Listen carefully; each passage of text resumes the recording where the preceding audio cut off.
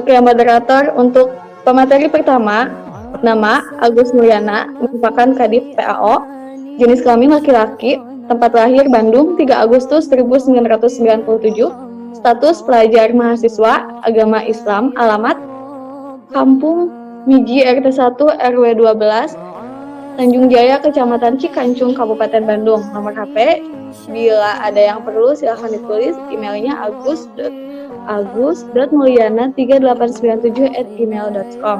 Riwayat pendidikan, SDN Tanjung Laya 1, SMPN 1 Cicalengka, SMAN 1 Cicalengka, S1 UIN Sunan Gunung Jati, Bandung, Fakultas Syariah dan Hukum, jurusan Hukum Keluarga.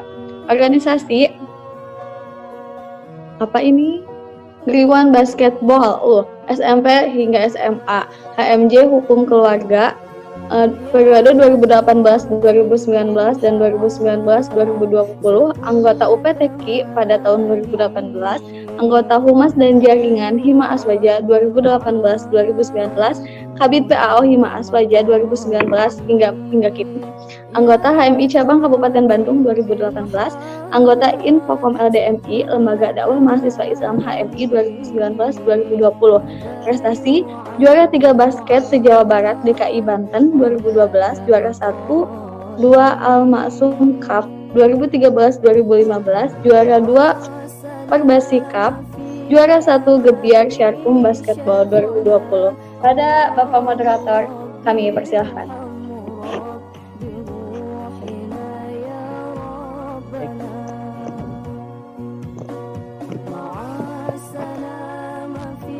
Assalamualaikum warahmatullahi wabarakatuh. Waalaikumsalam warahmatullahi wabarakatuh. Maaf Kang, itunya volumenya Suaranya Adaan nggak? ada. Bismillahirrahmanirrahim. Sekali lagi ya, Assalamualaikum warahmatullahi wabarakatuh. Waalaikumsalam warahmatullahi wabarakatuh. Bismillah, alhamdulillah, la haula wa la quwata illa billah. Salatu wassalamu ala rasulillah wa ala alihi wa sahbihi wa mawala. Maba'du. Allahumma rabbi syrah li sadri wa yassir li amri wahlul 'uqdatam min lisani yafqahu qawli.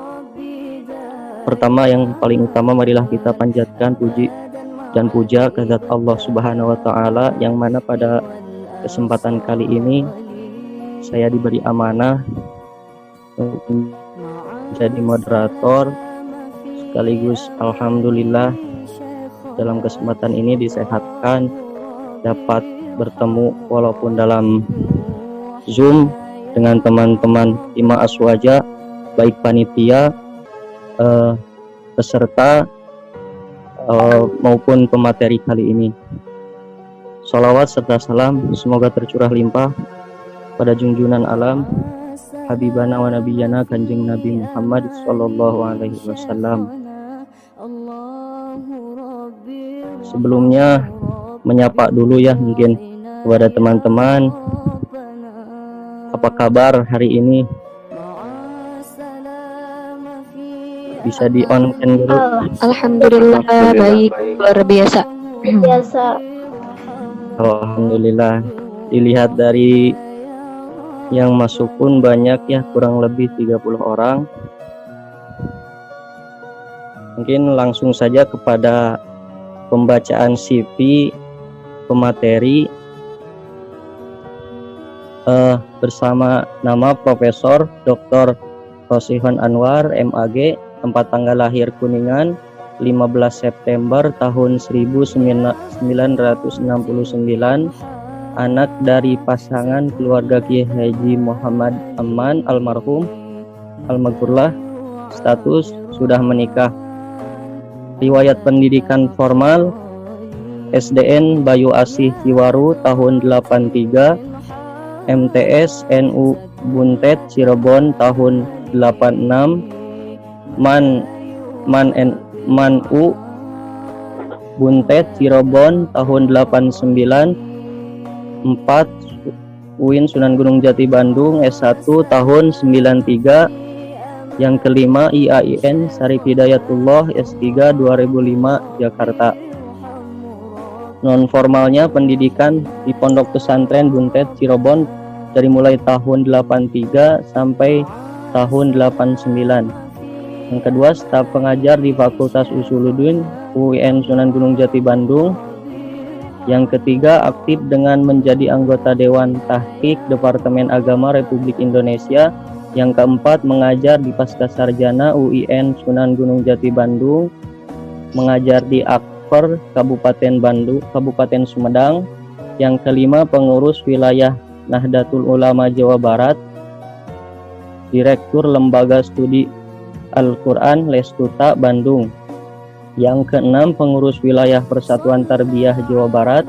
Yang ketujuh, mengurus ICMI Muda Jawa Barat, pengurus Wirakarya Jawa Barat pada tahun 1995. Dan mungkin beliau juga sekarang menjadi penasehat di Himpunan Mahasiswa UI Aswaja.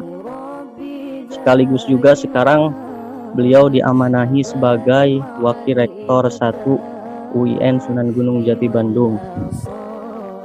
Langsung saja mungkin kepada beliau, sudah hadir? Ya, sudah. Ya. Waktu dan tempat disilakan kepada Bapak.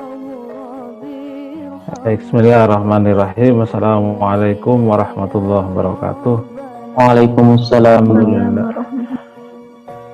Alhamdulillahirabbil alamin. Wassalatu wassalamu ala asyrafil anbiya'i wal mursalin. Sayyidina wa maulana Muhammadin wa ala alihi wa ashabihi ajma'in, amma ba'd. Yang saya banggakan teman-teman Hima Aswaja, moderator dan peserta semuanya, puji dan syukur kita panjatkan kehadirat Allah Subhanahu wa taala. Pada pagi ini kita akan membahas terkait hubungan Islam dengan Aswaja. Sesungguhnya ini mungkin beberapa mahasiswa baru ya, beberapa mahasiswa baru ini yang mau ikut Hima Aswaja. Nah ini kalau urutan tartibnya itu harusnya sebelum bicara tentang Aswaja itu harus mengikuti dulu mata kuliah ilmu kalam, nah, baru nyambung ya sejarah ilmu kalam, nanti kita bicara tentang Aswaja. Nah, ilmu kalam itu biasanya disampaikannya di semester 1 atau semester 2. Semester 2 biasanya ya. Jadi kalau yang sekarang baru semester 1 pasti belum dapat kajian ilmu kalam, terutama tentang sejarah teologi Islam ya. Tapi nggak apa-apa ya, sekilas saja supaya nanti penasaran bisa menggalinya nanti di perkuliahan ya, dalam mata kuliah ilmu kalam, terutama terkait dengan sejarah. Was, ininya screen sharingnya dibuka ya, host. Coba hostnya siapa ini? Ini masih disable nih untuk screen share.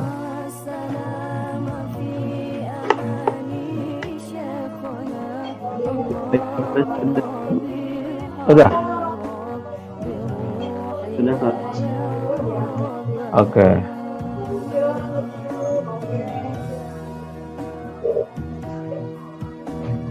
Ya.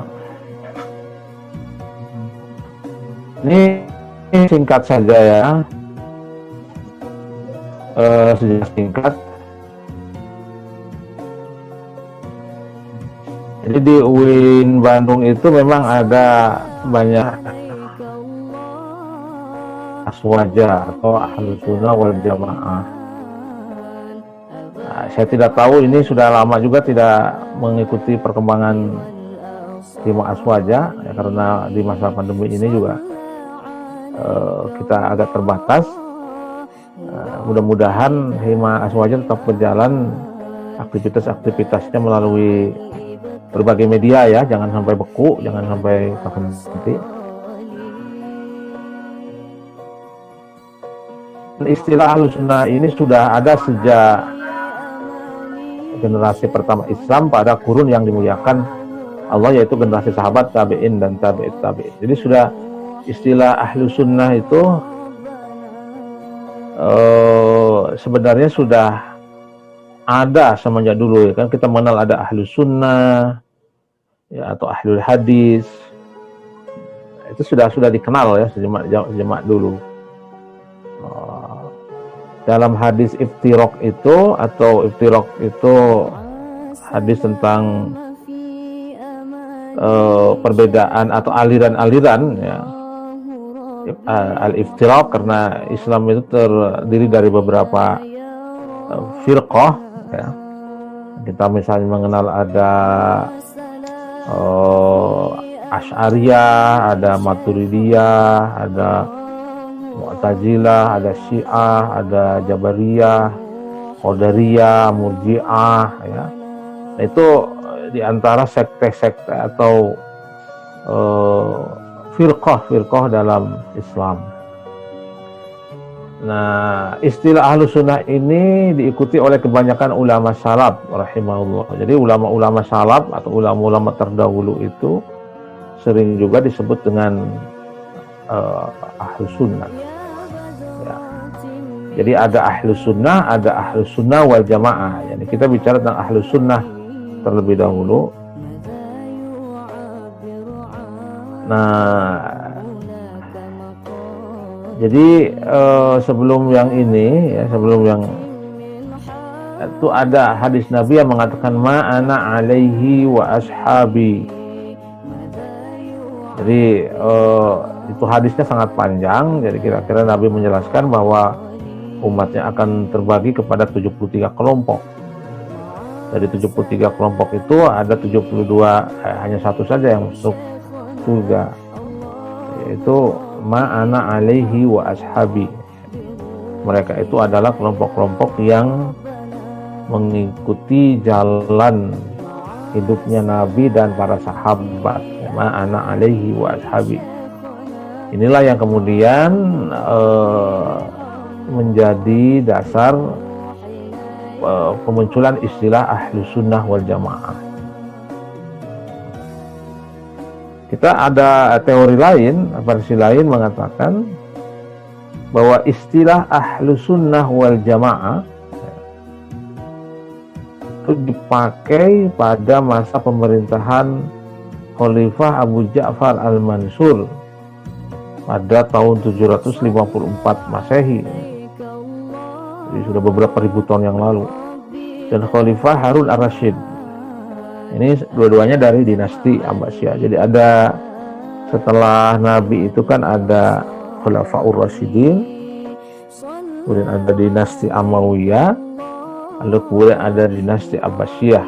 Ada beberapa dinasti-dinasti setelah Rasul. Nah, istilah Ahlussunnah wal Jamaah semakin tampak ke permukaan pada zaman pemerintah Khalifah Al-Ma'mun. Ya, Khalifah Al-Ma'mun itu masih sama pada ini berada pada dinasti Abbasiyah. Nah, nanti dalam sejarah itu kita tahu bahwa pada masa Al-Ma'mun itu sedang sedang sedang viralnya ajaran Mu'tazilah ya. Nanti dilihat Mu'tazilah itu apa ya. Nah, didasari sebuah hadis yang diriwayatkan oleh Abu Dawud, At-Tirmizi dan Ibnu Majah dari Abu Hurairah tentang hadis iftiraq ya. Iftiraq itu ramalan Nabi bahwa umat beliau itu akan terpecah ke dalam 73 kelompok. Hadisnya tadi sudah saya sampaikan ya.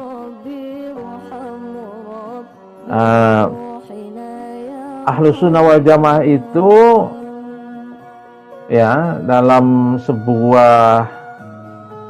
sebagai sebuah terminologi teologis ya, atau teologis itu paham tentang ketuhanan ya,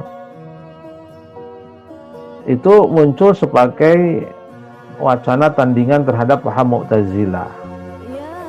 Jadi dalam ilmu kalam itu, sebagaimana kita ketahui bahwa munculnya firqah dalam Islam itu diawali dari peristiwa perang perang antara kelompok Ali bin Abi Thalib karramallahu wajhah dengan kelompok Muawiyah bin Abi Sufyan. Kemudian terjadi apa yang disebut dengan peristiwa tahkim atau arbitrase. Nah, dari situ kemudian muncullah kelompok Syiah. Ya. Dari Syiah kemudian muncul kelompok Jabariyah, kelompok Qadariyah, kemudian kelompok Murji'ah, lalu kemudian kelompok Mu'tazilah. Nah, salah satu karakter dari paham Mu'tazilah itu adalah rasionalitas. Jadi pendekatan rasionya itu lebih dominan dari pendekatan nakal. Pendekatan akalnya atau rasionya itu lebih kuat dari pendekatan nakal atau pendekatan riwayat. Oleh karena itu Mu'tazilah itu disebut juga dengan kelompok aqlaniyah atau kelompok rasional. Segala sesuatu itu dilihat secara rasional, apakah bersesuaian dengan akal atau tidak. Nah, kemudian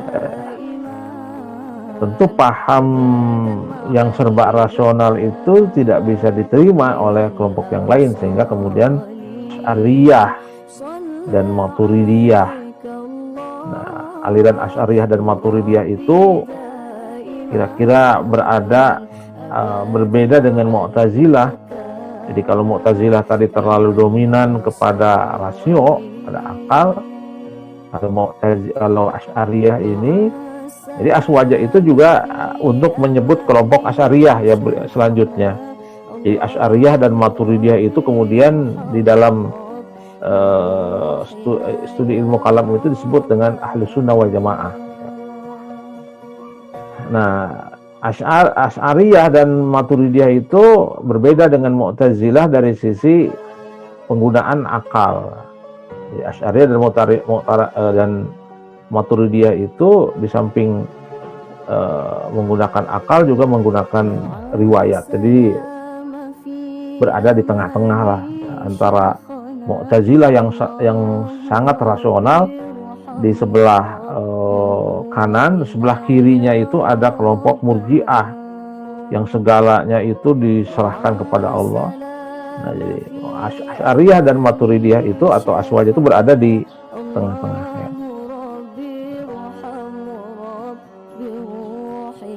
Ya, sama di NU ya, coba kita lihat. Nah, lalu kemudian di Indonesia Aswaja itu lebih identik dengan NU ya. Jadi kalau dari kalangan Aswaja itu biasanya tuh di masyarakat itu diidentikan dengan NU. Padahal sesungguhnya sebenarnya tidak hanya NU, ormas-ormas yang lain juga klaimnya itu ya tentu Aswaja ya. Aswaja dalam artian di sini itu kalau Aswaja dalam artian yang dijelaskan di awal tadi itu ma'ana alaihi wa ashabi, yang mengikuti tunjuk Nabi dan sahabat, ya tentu pasti ormas-ormas di Indonesia itu juga mengikuti itu. Tapi di kalangan masyarakat kalau bicara tentang Aswaja itu identiknya dengan NU. Dan NU sendiri memang mengklaim dirinya sebagai Aswaja secara terang-terangan ya. Nah, bagaimana NU memahami Aswaja? Jadi ada karakter Aswaja dalam NU, kira begitu. Nah, paham keagamaan yang salah satu karakter dari Aswaja NU itu dalam fikih itu mengikuti madhab 4. Jadi Aswaja itu bermadhab. Aswaja dalam NU itu bermadhab. Di dalam fikih itu bermadhab. Jadi tidak menggali sendiri ya, tapi dia bermadhab. kepada salah satu 4 madhab. Kalau tidak Hanafi, Maliki atau Syafi'i atau Hambali. Nah, jadi Aswaja dalam NU itu dalam bidang fikih itu mengikuti salah satu madhab yang 4 itu. Di Indonesia sendiri lebih banyak dominan ke madhab Syafi'iyah dibandingkan 3 madhab yang lainnya. Sedangkan dalam bidang akidah itu mengikuti tadi itu Imam Asy'ari, firqah Asy'ariyah, dan Imam Maturidi yang melahirkan firqah Maturidiyah. Nah, nanti teman-teman Aswaja bisa melihat dalam buku-buku ilmu kalam ya, atau di searching di Google bagaimana pandangan Asy'ari dan Maturidi terkait dengan problem atau persoalan-persoalan teologis, persoalan-persoalan akidah. Misalnya bagaimana bicara tentang af'alullah, perbuatan Allah, bagaimana af'alun nas, manusia itu apakah dia berkuasa penuh atas tindakannya, dia itu dikendalikan secara utuh oleh Allah, atau dia punya kekuatan ya dalam memilih sesuatu. Ini nanti bisa digali dalam buku ilmu kalam. Sedangkan dalam bidang tasawufnya mengikuti pandangan Al-Ghazali dan Junaid Al-Baghdadi. Nah, ini nanti teman-teman juga sebaiknya nanti bisa belajar ilmu tasawuf. Saya kira kalau di Usuluddin ilmu tasawuf itu sudah diajarkan di semester pertama ya. Jadi Imam Al-Ghazali dan Imam Junaid Al-Baghdadi itu termasuk sufi dalam kelompok akhlaki, tasawuf akhlaki, yaitu tasawuf yang lebih mengutamakan pendekatan moral, memiliki moral yang baik, akhlak yang baik. Nanti di seberang sana itu ada yang disebut dengan tasawuf falsafi. Jadi lebih banyak ke nalar, ke filsafat, ke pendalaman yang pendekatan filosofi ya. Nah, kalau Aswaja dalam NU itu lebih banyak mengikuti pandangan Al-Ghazali dan Al-Junaidi. Nah, kalau kita pengen tahu bagaimana pandangan-pandangan tasawuf Al-Ghazali, ya silahkan baca kitab Ihya Ulumuddin.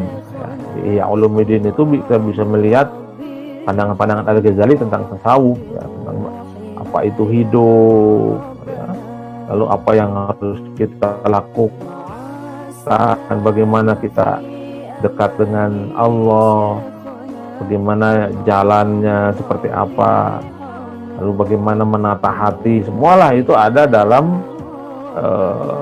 kitab pokoknya Imam Al-Ghazali, yaitu kitab Ihya Ulumuddin. Sekarang sudah luar biasa di Indonesia itu kitab-kitab yang bagus-bagus ini sudah adalah Ihya Ulumuddin Al-Ghazali ini sudah banyak diterjemahkan. Silakan dibaca. Tadi kan disebutkan bahwa ciri dari Aswaja ya, perspektif NU itu bermadhab. Jadi dalam beragama itu bermadhab, tidak menggali sendiri ya. Jadi tidak menjadi mujtahid ya, tapi bermadhab. Ini di Munas itu disebutkan ya, keterikatan madhab hanya secara qaulan saja, tetapi juga manhajian. Jadi mengikuti, kalau di Indonesia itu mengikuti Imam Syafi'i bukan hanya mengikuti pendapat fatwanya Imam Syafi'i saja, tapi manhajiyahnya, metode berpikir dari Imam Syafi'inya juga dipakai. Nah, karena kita tahu yang namanya fikih itu pasti berubah-ubah ya, sesuai dengan zaman. Dulu Imam Syafi'i itu punya 2 madhab, ada madhab Irak, ada madhab Palestina. Mesir, sehingga kita mengenal ada qaul qadim, ada qaul jadid. Itu menunjukkan bahwa fatwa fikih itu berbeda-beda sesuai dengan perkembangan zaman dan tempat. Nah, jadi kalau kita mengambil pendapat Imam Syafi'i begitu saja, ya, produk begitu saja, maka boleh jadi banyak sekali yang tidak cocok karena zamannya sudah berbeda. Oleh karena itu, pengertian bermadhab kepada Imam Syafi'i bukan saja mengikuti fatwanya, tapi mengikuti manhajnya, produk berpikirnya. Jadi produk berpikirnya Imam Syafi'i, nanti fatwanya bisa berbeda. Nah, ini boleh juga yang disebut dengan bermadhab itu seperti itu. Saya kasih contoh misalnya ya, dalam pandangan Imam Asy-Syafi'i terkait dengan muamalah, misalnya jual beli itu harus ada akad. Ada akad. Jadi kalau kita belanja sesuatu itu harus ada akad. Karena prinsipnya bermuamalah itu harus antarodin, saling ridho. Nah, untuk memaknai antarodin pada masa saat itu, Imam Syafi'i mengharuskan untuk ada akad yang disebutkan secara qauli. Jadi qabil tuh, saya nerima barang ini, kemudian ini saya serahkan uangnya. Nah, itu harus ada seperti itu. Tapi pendapat seperti ini kalau dipakai dalam konteks jual beli pada hari ini kan sudah nggak cocok lagi, karena sekarang jual beli itu sudah tidak lagi saling berhadapan, kita berhadapannya dengan mesin ya, penjualan secara online. Jadi nggak mungkin kita ada transaksi dengan ijab qabul seperti tadi. Tapi jangan merasa salah ketika kita belanja di Shopee atau di Lazada. Kita tetap mengambil pendapatnya Imam Syafi'i dari sisi manhajnya, dari sisi metodologi berpikirnya, karena yang penting ada antarodinnya di sana. Antarodin itu mengetahui harganya berapa, kualitas produknya seperti apa. Nah, kalau kita belanja online biasanya antarodinnya itu sudah dijamin. Kalau di Shopee itu kan kita sudah tahu kriterianya barang seperti apa, lalu kemudian deskripsinya seperti apa. Lalu kemudian ada juga proses untuk mengembalikan sebagainya. Itu lebih dari antarodin walaupun tidak ada kata-kata. Nah, ini disebut dengan bermadhab ya. Oke. Nah, sekarang bagaimana implementasi aswaja dalam kehidupan sehari-hari? Nah, ini teman-teman aswaja ini yang sudah ada di Hima itu, jangan sampai aswaja hanya sekedar organisasi. Aswaja itu bukan hanya nama organisasi, bukan hanya nama firqah, tapi juga sebuah prinsip hidup yang harus dijalankan. Jangan sampai mahasiswa aswaja malahan bertentangan dengan nilai-nilai aswaja. Ini jadi berbahaya ini. Jadi akhirnya perlu ini memang diketahui mahasiswa aswaja itu harus seperti apa sih cara berorganisasi, cara berhidupnya.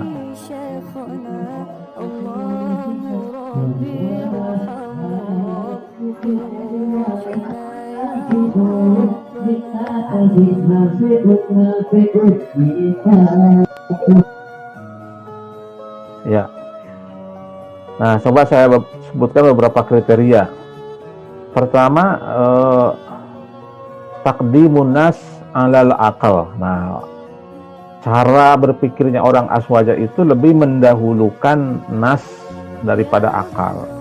Jadi kalau kita sedang menghadapi masalah apa saja ya, coba kembali dulu kepada Al-Quran, kepada hadis, pada penjelasan para ulama tentang Al-Quran hadis, belum menggunakan akal. Jadi akal itu sebagai penopang saja, bukan yang utama. Oleh karena itu, ketika kita berhadapan dengan hal-hal yang tidak masuk akal, padahal itu dijelaskan dalam Al-Quran dan hadis, tidak ada masalah, karena aswaja itu lebih mendahulukan nas daripada akal. Ya, misalnya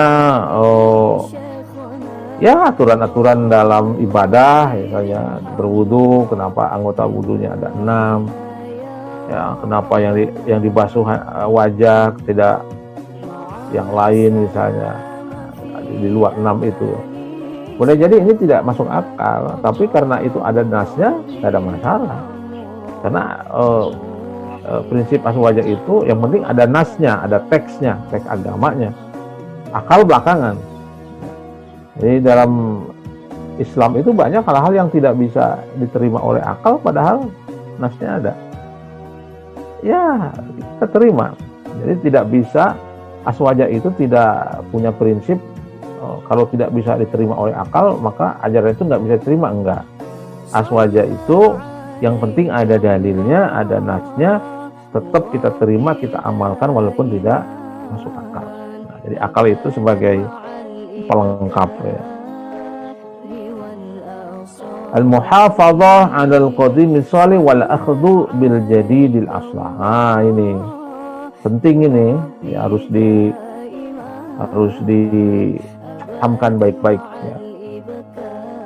Mahasiswa asuh wajah itu mempertahankan nilai-nilai lama yang baik ya. Tetapi pada saat yang bersamaan juga dia mengambil sesuatu yang baru yang lebih baik. Nah, ini jadi dia mahasiswa asuh wajah itu tidak membuang pandangan-pandangan ulama-ulama dulu, enggak. Kita tetap menghormati pandangan-pandangan ulama-ulama dulu. Boleh jadi mungkin guru-guru kita di pesantren, kiai-kiai di pesantren, kalau baik-baik kita ambil. Jangan sampai kita sudah masuk kuliah, merasa sudah jadi mahasiswa, semua pandangan-pandangan kiai kita, guru kita tinggalkan semua. Ya, enggak. Yang baik-baik dari pandangan mereka kita ambil. Yang buruk tentu kita tinggalkan. Nah, tapi juga pada saat yang bersama kita juga mengambil yang baru, yang lebih bagus gitu. Karena begitu masuk kuliah pasti berbeda, ada banyak yang berbeda, yang yang lebih baik dari apa yang disampaikan oleh zaman dulu gitu ya.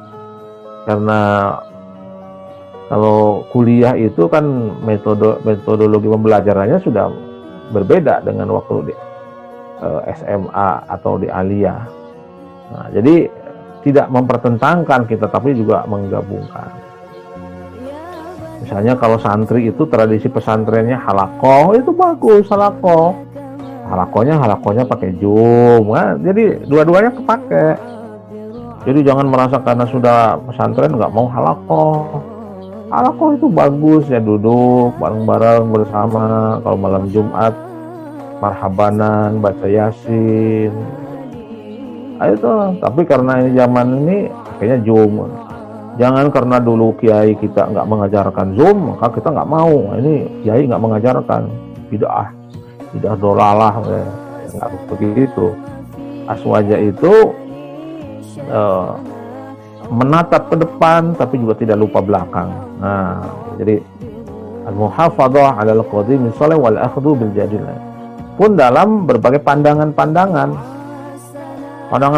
ulama-ulama dulu terkait dengan akhlak, terkait dengan tauhid, fikih, itu luar biasa tentang tafsir.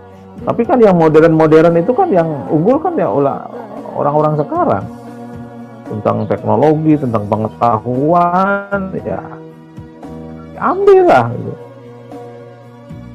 Ambil, nggak ada masalah, karena prinsip kita itu al-muhafadzah 'alal qadimi shalih wal akhdhu bil jadidil aslah. Nah, kalau di NU itu ada risalah khithah nahdiyah. Asuh wajah itu memiliki 3 karakter: tawassut, i'tidal, tawazun. Tawassut, i'tidal, tawazun, atau kalau dalam istilah sekarang itu moderat. Asuh wajah itu pikirannya moderat, tidak ekstrim, ya. Jadi lebih memunculkan Islam yang damai, ya. Islam yang rahmatan lil alamin, Islam yang mengerti karakter kearifan lokal. Itu ciri-ciri asuh wajah.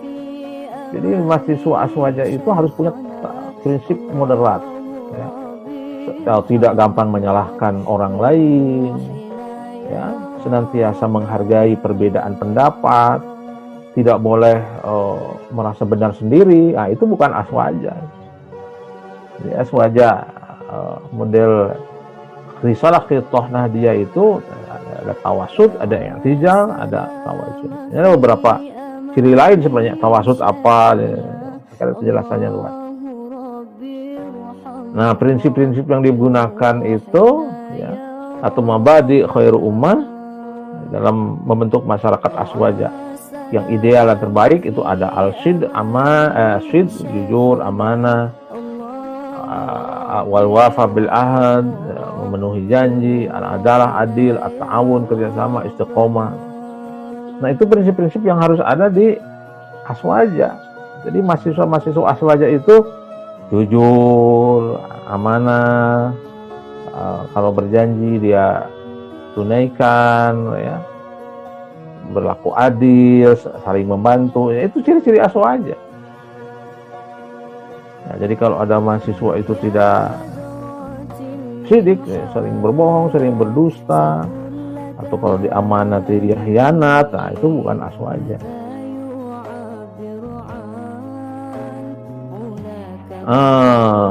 Ya tawasud, tasamu, tawazun, i'tidal, amar ma'ruf munkar, ini bagian dari prinsip hidup aswaja.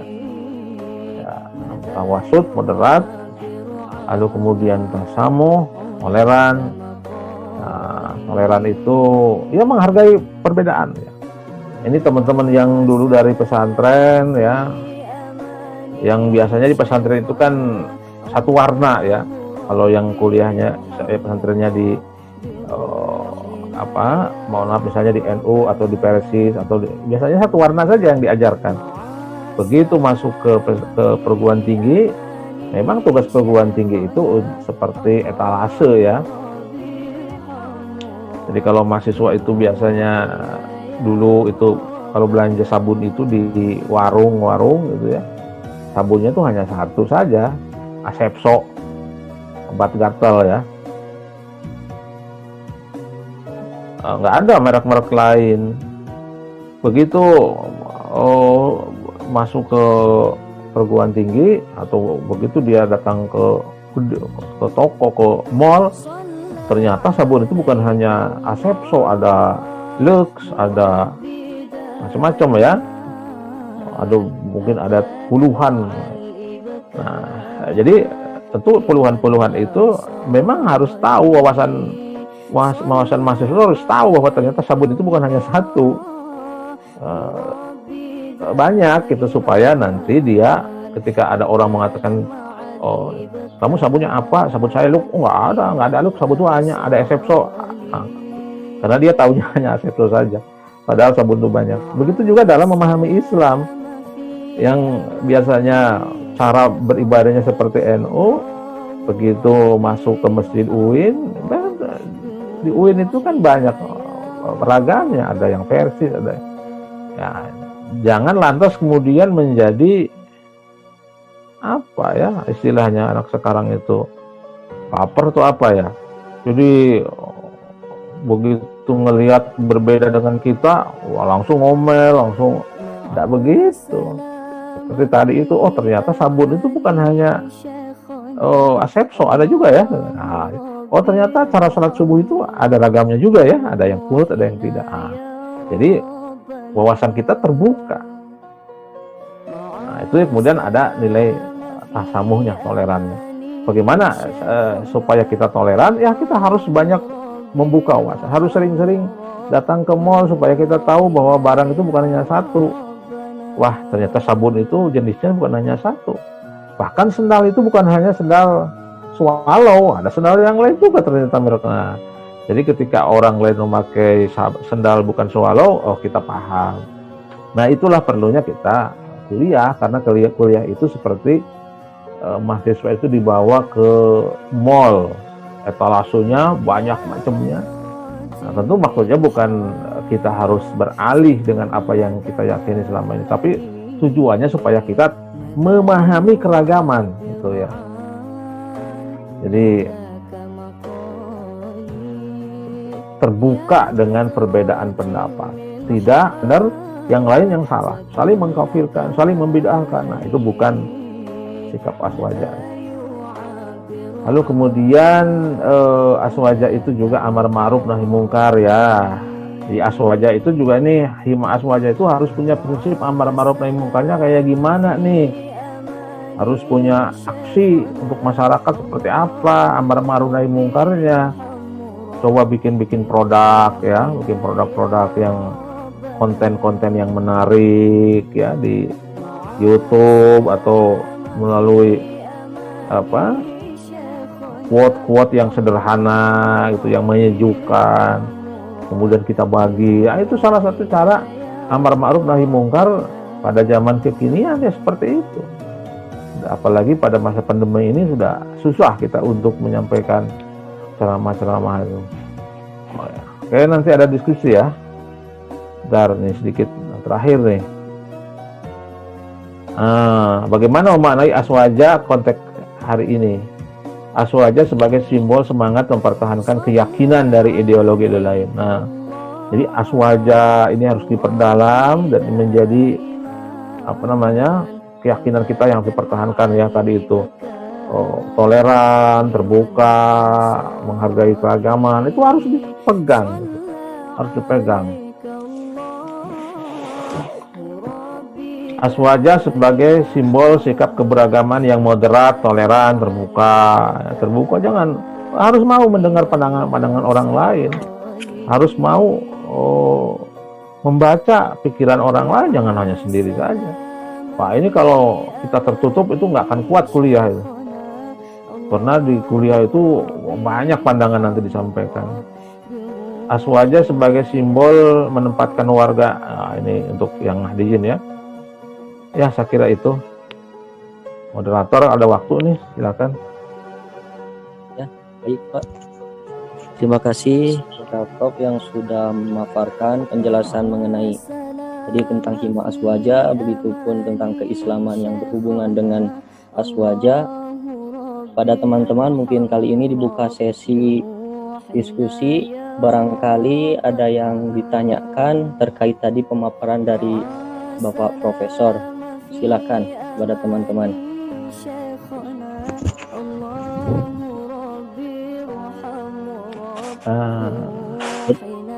Richard nggak ada ya? Pada teman-teman.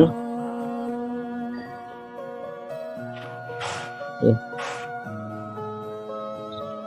Baik, dibuka suaranya teman-teman, barangkali ada yang mau bertanya.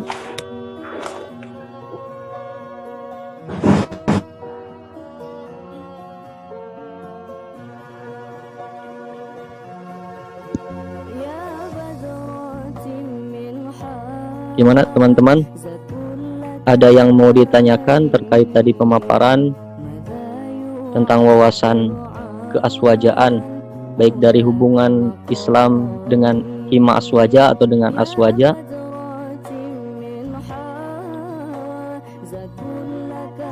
Saya izin bertanya.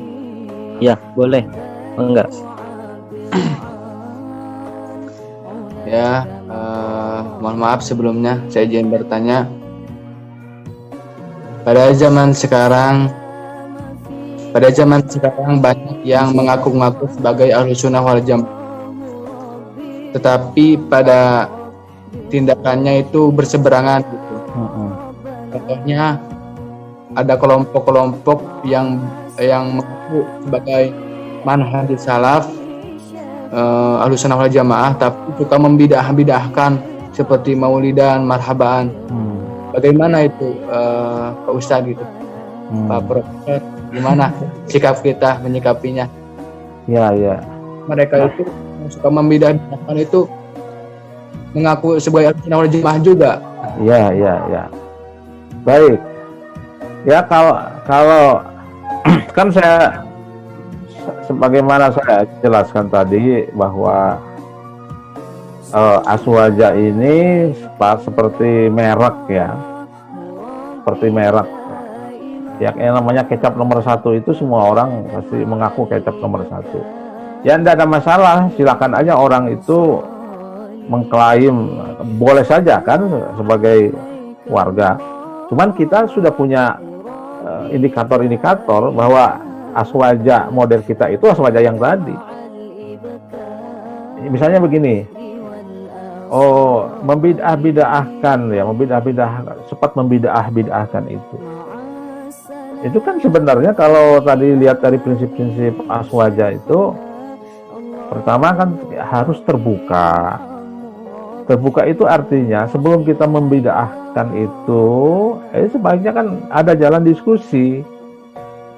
Tidak setiap, jadi begini prinsipnya ya, orang beragama itu atau ormas atau apa saja ya, dalam beragama tidak mungkin dia tuh nggak punya dalil.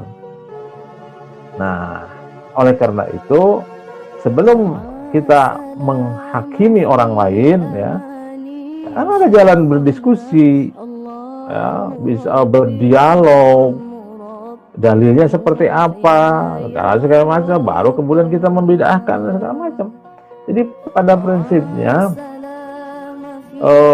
aswaja itu punya prinsip dalam menghadapi keragaman itu punya husnudzon bahwa orang lain yang berbeda dengan kita itu dia pasti punya argumentasi, punya dalil. Setidak-tidaknya dia punya guru. Nah, oleh karena itu perbedaan pendapat dalam persoalan fikih itu tidak pernah sama sekali dari zaman dulu. Kalau ada misalnya mahasiswa aswaja mau menyeragamkan sholatnya NU dengan Muhammadiyah, ya nggak bisa, wong dari dulu aja. Karena memang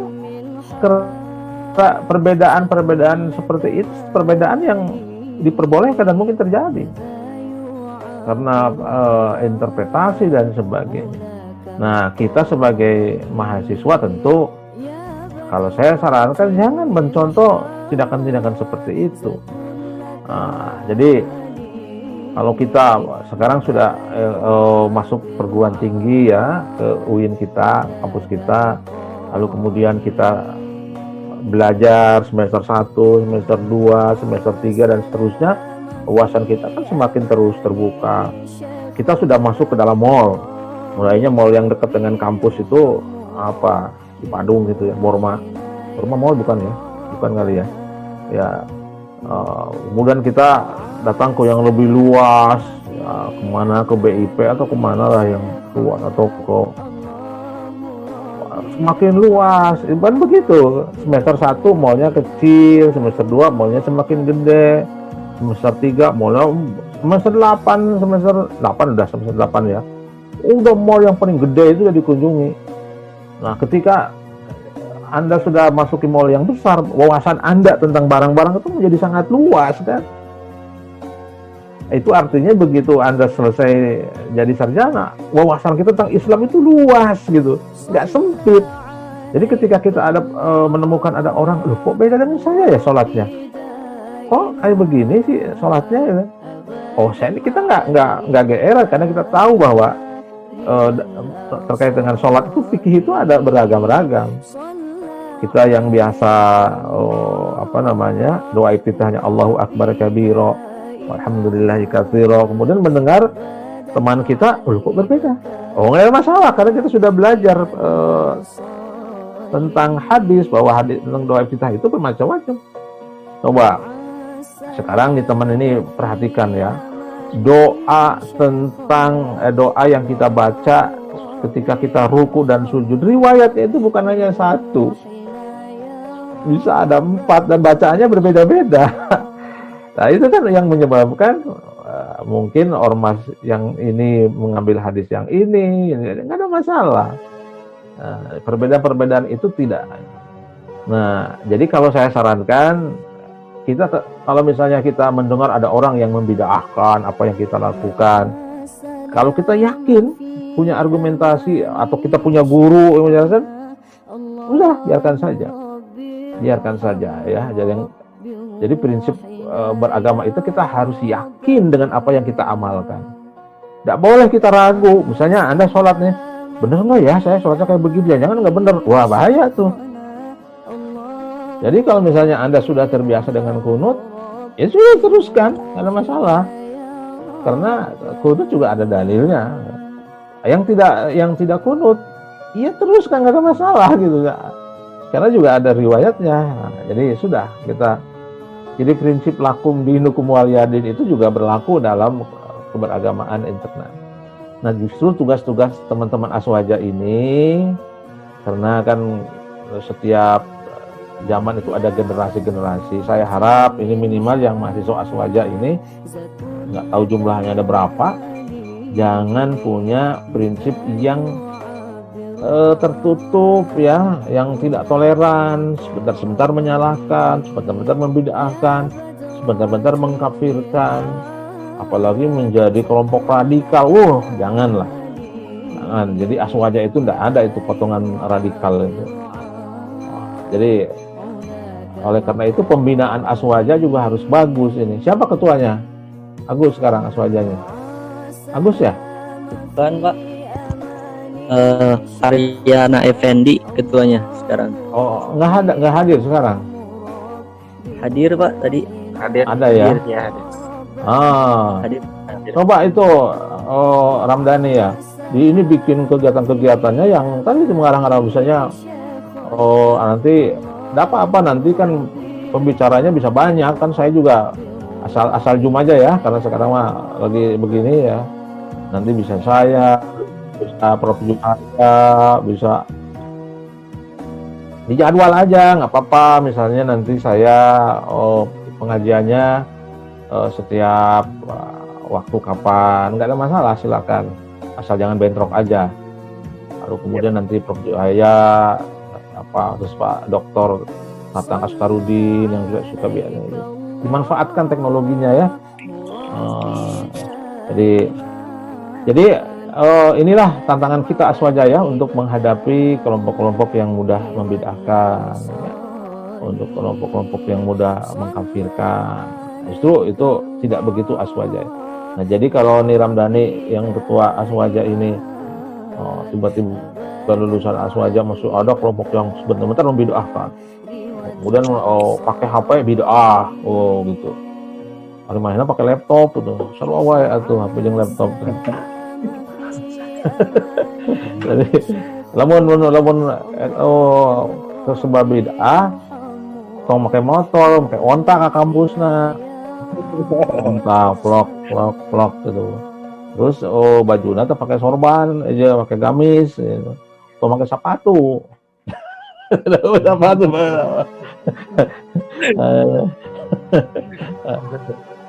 Jadi sebenarnya Aswaja itu, hidup Aswaja itu luar biasa ya. Dia dengan perkembangan zaman itu dia nggak ada masalah, dengan teknologi nggak ada masalah, tapi juga nilai-nilai lama juga kita pegang, luar biasa. Saya sangat menikmati hidup cara beragamanya Aswaja. Ya, insya Allah mudah-mudahan saya yakin cara beragama Aswaja itu cara agama yang yang sesuai dengan apa yang digariskan oleh Nabi dan para sahabatnya.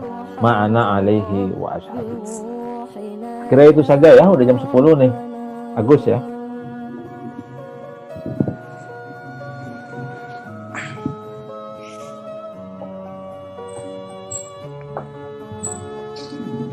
Silakan. Mana moderatornya?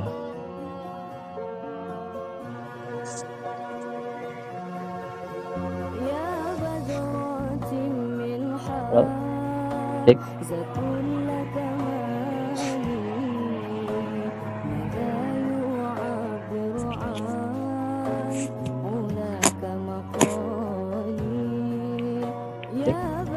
Koneksinya. Ya. Halo. Ya, ayah gosok. Udah ada kedengaran? Udah. Punten sampai koneksinya, Pak. Iya.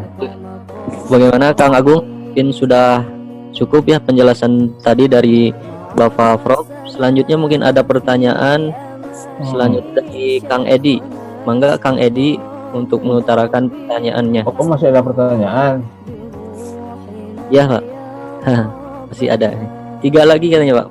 Kang Edi, Teh Amanah, sama Kang Ibnu. Ini ada di chat aja ya, katanya. Ya. Ada NU garis lurus, ada NU garis lempeng ya, garis bengkok, ada garis bengkok. NU garis lurus. Garis. Gini ya, saya kira yang namanya gini, NU itu juga bukan berarti NU itu seragam. Ya, jadi coba belajar tentang ke-NU-an ya, karena mungkin yang disebut dengan NU garis bengkok itu mungkin pikiran anak muda ya. Enggak, segala NU itu gerbongnya satu. Di dalam gerbong itu kan sama-sama gerbong itu tujuannya ke Jogja, tapi di dalam gerbong itu macam-macam orangnya gitu ya. Ada yang kalau di kereta itu reseh, segala diomongin, ada yang kalem begitu, termasuk kelompok pelorism.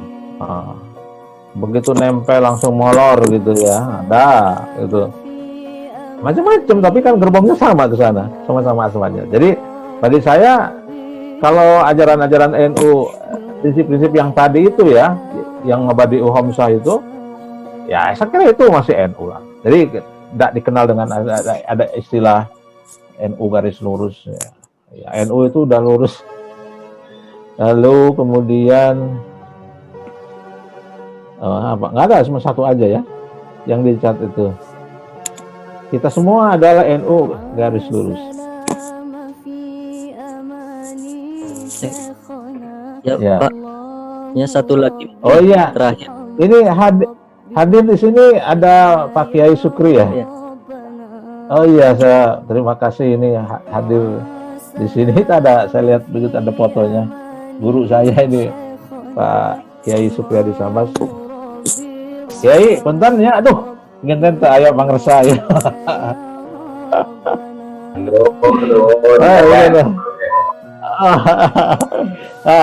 Kita punya guru Kiai Sukri itu untuk mendalami tentang keaswajaan.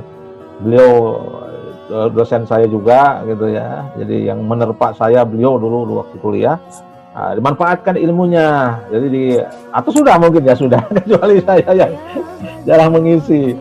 Terakhir itu saya diminta untuk mengisi di mana, di Permai ya, tapi waktu itu mintanya offline. Saya bilang kalau offline nanti dulu lah. Sekarang sebelum divaksin jangan dulu offline. Pakai Zoom saja, pakai Zoom. Apa pertanyaannya tadi? Nah, mungkin dilanjutnya satu pertanyaan lagi sebelum pada Prof. Sukri. Mohon maaf. Teh, satu lagi terakhir. Teh Amanah. Mungkin terakhir. Iya, syukran Kang. Bismillah, Prof izin bertanya mengenai kan Rasulullah pernah mengatakan bahwa umat Islam itu akan terbagi menjadi beberapa golongan. Nah, yang satu itu yang masuk surga gitu, yang sesuai dengan mungkin tadi ma'ana alaihi wa ashabi gitu. Nah, bagaimana kita tahu bahwa kita yakin termasuk dalam golongan orang-orang yang itu gitu, yang selamat dari api neraka gitu. Terima kasih, Prof. Ya, kalau kita mengikuti kita kan aswaja itu dalam teologinya tadi sudah dijelaskan ya. Kita tidak mengikuti pandangan Mu'tazilah, tapi kita pandangan Asy'ariyah dan Maturidiyah. Ciri-ciri karakter dari Asy'ariyah itu kita dalam hal apakah kita akan selamat dari surga atau neraka, apa kita akan masuk surga atau neraka. Nah, pandangan Asy'ari itu tidak boleh kita meyakini bahwa kita itu pasti masuk surga atau pasti masuk neraka, tidak. Kita punya prinsip bahwa kita itu masuk surga atau masuk neraka itu semuanya adalah kehendak dari Allah Subhanahu wa taala. Jadi tugas kita ini adalah ikhtiar untuk mendapatkan keridhaan Allah Subhanahu wa taala. Nah, persoalan tadi bagaimana yakin bahwa apa yang kita jalankan pada hari ini benar? Ya harus yakin. Karena kalau kita tidak yakin dengan kebenaran apa yang kita jalankan hari ini, itu bisa berbahaya. Persoalan kemudian Allah itu menempatkan kita di mana ya? Karena Allah itu, kita punya prinsip, Allah itu berkehendak untuk melakukan apa saja. Nah, meskipun demikian, sebagai seorang mukmin kita juga mengetahui bahwa dalam banyak penjelasan Allah menjelaskan bahwa orang-orang yang beriman dengan baik, menjalankan perintah-perintah Allah, Allah juga adalah pasti akan masukkan, berjanji untuk memasukkan kita ke dalam surga. Tapi apakah Allah wajib memasukkan orang-orang yang beriman ke dalam surga? Nah, kalau Asy'ari tidak. Kalau kata Asy'ari tidak. Kalau Mu'tazilah iya, kalau kata Mu'tazilah Allah Subhanahu wa taala wajib memasukkan orang-orang yang beriman ke dalam surga. Tapi kalau Asy'ari tidak. Asy'ariyah tidak. Kita sih hanya berdoa saja kepada Allah, ya Allah mudah-mudahan keberagamaan yang kita jalankan selama ini mendapatkan keridhaan dari Allah, kemudian Allah berkenan memasukkan kita ke dalam surga. Oleh karena gitu, dalam pandangan Asy'ariyah, berdoa untuk terus mendapatkan keridhaan Allah terus dilanjutkan, harus terus digalakkan, dan tidak boleh kita merasa kepedean bahwa kita itu masuk surga. Tapi kita ikhtiar berdoa. Cuman kan logika orang Sunda, sok ibadah, sok sholat, santang tuh masuk surga, kamu henteu. Jadi mendingan kita terus aja beribadah supaya Allah aja. Kuliah tiap hari aja belum tentu dia itu lulus. Umur untuk kuliah kan gitu menurut logika. Nah, jadi kita kuliah terus, belajar terus supaya kita dapat A. Itu. Nah, peluang untuk mendapat A itu paling memungkinkan kalau kita itu kuliahnya dengan baik. Nah, orang utara kuliah ngedul, gimana aja mau dapat A, ya nggak mungkin. Nah, itu kira-kira cara kita mensikapi nasib kita nanti di akhirat. Tugas kita adalah menjalankan perintah Allah dengan baik. Masalah kemudian kita ditempatkan oleh Allah kemana, ya terserahkan kepada Allah Subhanahu wa taala. Itu ya. Setelah ini Kiai iya Pak, mungkin setelah ini ada materi lagi. Ya, baik gitu. Para Prof yang sudah memaparkan, sekaligus juga terima kasih kepada para peserta yang sudah bertanya. Kalaupun ada yang belum bisa ditanyakan pada kesempatan kali ini, bisa nanti ditanyakan di layar belakang mungkin. Terakhir mungkin ada closing statement dari Bapak Prof untuk teman-teman. Ya silakan. Selamat ini kepada calon-calon atau ini calon-calon masih aswaja atau sudah mahasiswa sudah masuk aswaja. Ya, siapa ya calon ya. Jadi bergabung dengan aswaja, kira ini pilihan yang pendidikan ini sebagai sarana untuk menjadikan kita memiliki karakter aswaja sebagaimana yang dijelaskan tadi itu di awal, punya karakter terbuka ya, yang inklusif, mau mendengar pandangan orang lain, menghargai keragaman dan sebagainya. Insya Allah mudah-mudahan hima ini bisa mengantarkan kita kepada pilihan yang terbaik. Demikian yang bisa saya sampaikan, mudah-mudahan manfaatnya. Wallahul muwaffiq ila aqwamit thoriq. Wassalamualaikum warahmatullahi wabarakatuh. Saya izin ya. Waalaikumsalam warahmatullahi wabarakatuh. Baik. Terima kasih kepada Bapak Profesor Dr. Rosihan Anwar MAG yang telah memaparkan materi hubungannya hima aswaja ataupun istilah hima aswaja. Baik teman-teman, dari saya mungkin mohon maaf bila ada salah-salah kata ataupun dan yang lainnya. Titip kepada teman-teman tetap stay di Zoom kali ini. Selanjutnya mungkin akan dilanjutkan pemaparan yang lebih mendalam tentang aswaja itu sendiri oleh Bapak Kiai Haji Profesor Hadi Sambas. Saya pamit undur diri. Assalamualaikum warahmatullahi wabarakatuh.